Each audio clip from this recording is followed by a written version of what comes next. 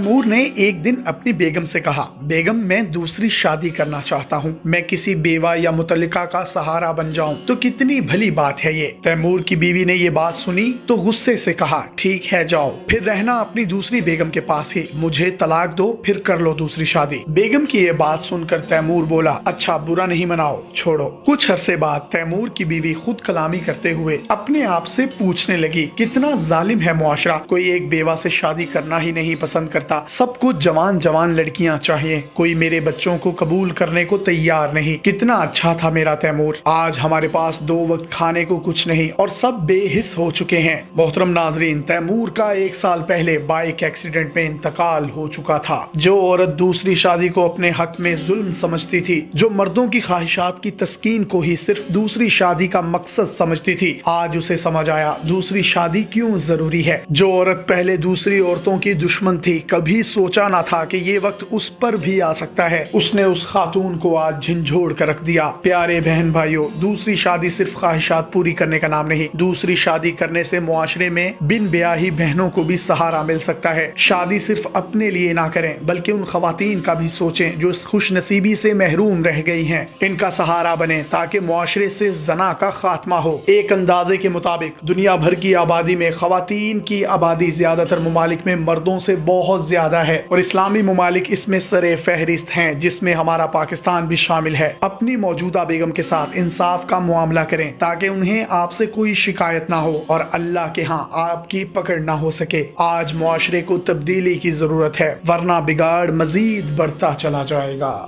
मजीद इस तरह की वीडियोस हासिल करने के लिए आप हमारा पेज डेली पाकिस्तान भी लाइक कीजिए। अपने मेजबान यासिर शामी को इजाजत दीजिए। अल्लाह हाफिज।